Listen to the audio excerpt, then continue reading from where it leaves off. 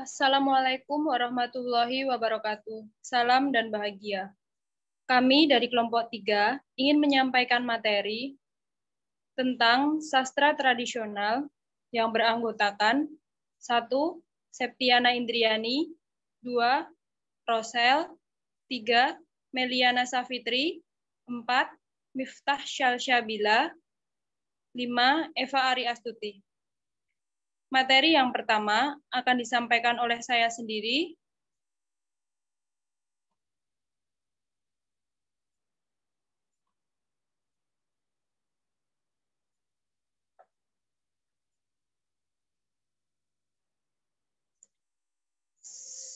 Sastra tradisional. Hakikat sastra tradisional, ciri-ciri sastra tradisional, dan jenis-jenis sastra tradisional. Hakikat sastra tradisional. Sastra menurut Lukens menawarkan dua hal utama, yaitu kesenangan dan pemahaman.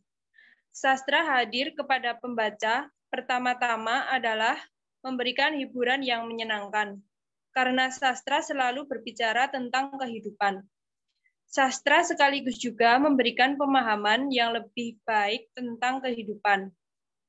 Materi yang selanjutnya akan dibacakan oleh Mas Rosel.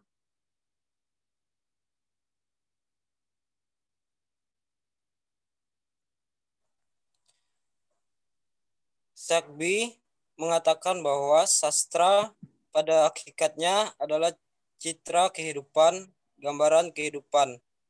Mitchell menjelaskan bahwa sastra tradisional atau tradisional literatur merupakan suatu bentuk ekspresi masyarakat pada masa lalu yang umumnya disampaikan secara lisan. Ciri-ciri sastra tradisional. 1. Umumnya tidak diketahui pengarangnya. 2. Berupa cerita tradisional yang merupakan milik masyarakat. 3. Sebuah warisan sastra anak yang berharga.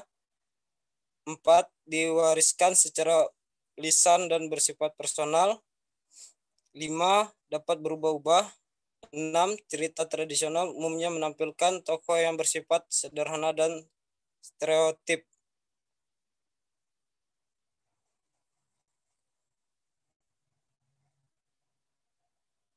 7. Pada umumnya alur bersifat linear dan sederhana karena hanya menampilkan satu jalinan kisah.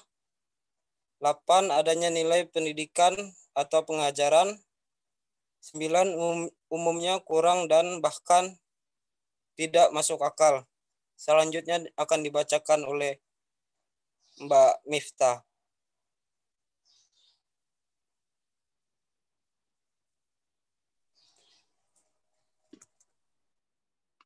Jenis-jenis sastra tradisional. Yang pertama mitos, yang kedua legenda, yang ketiga cerita binatang atau fabel, yang keempat dongeng. Selanjutnya yang kelima cerita wayang, yang keenam nyanyian rakyat. Mitos. Mitos adalah salah satu jenis cerita lama yang sering dikaitkan dengan dewa-dewa atau kekuatan-kekuatan supranatural yang lain melebihi batas-batas kemampuan manusia. Selanjutnya legenda. Legenda adalah cerita prosa rakyat yang mirip dengan mitos. Perbedaan antara mitos dengan legenda tidak pernah jelas. Keduanya sama-sama menampilkan cerita yang menarik dengan tokoh-tokoh yang hebat, yang berada di luar batas-batas kemampuan manusia yang lumrah. Selanjutnya akan dibacakan oleh Mbak Meliana Safitri.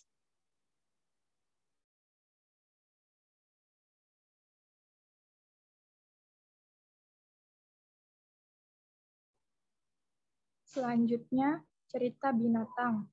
Cerita binatang adalah salah satu bentuk cerita tradisional yang menampilkan binatang sebagai tokoh cerita. Binatang-binatang tersebut dapat berpikir dan berinteraksi layaknya komunitas manusia, juga dengan permasalahan hidup layaknya manusia.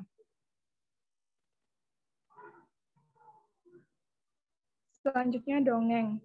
Dongeng merupakan salah satu cerita rakyat atau folk tale yang cukup beragam, ruang lingkupnya bahkan untuk memudahkan penyebutannya. Semua cerita lama, termasuk ketiga jenis cerita yang sudah diceritakan di atas, sering begitu saja disebut sebagai dongeng. Misalnya, bawang merah, bawang putih, timun emas. Dongeng berasal dari kelompok etnis, masyarakat, atau daerah tertentu di berbagai belahan dunia, baik yang berasa tradisi lisan maupun yang sejak semula diceritakan secara tertulis. Selanjutnya akan dibacakan oleh Mbak Septi.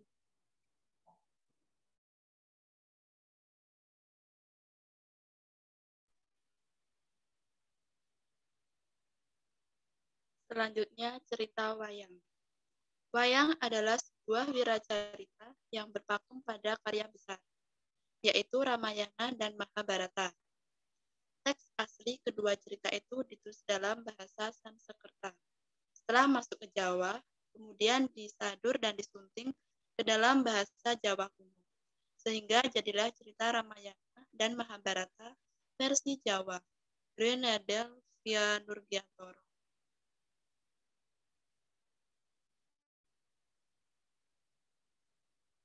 Nyanyian rakyat. Nyanyian rakyat adalah salah satu bentuk sastra yang terdiri dari kata-kata dan lagu yang beredar secara lisan di antara tertentu dan terbentuk tradisional serta banyak memiliki varian.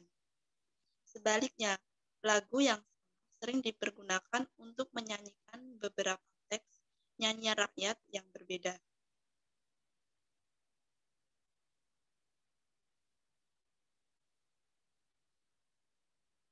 Terima kasih.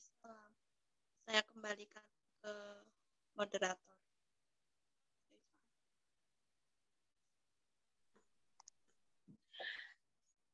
Baik, mungkin cukup sekian materi yang dapat kami sampaikan. Bila ada salah kata, kami mohon maaf. Wassalamualaikum warahmatullahi wabarakatuh. Salam. Waalaikumsalam warahmatullahi wabarakatuh.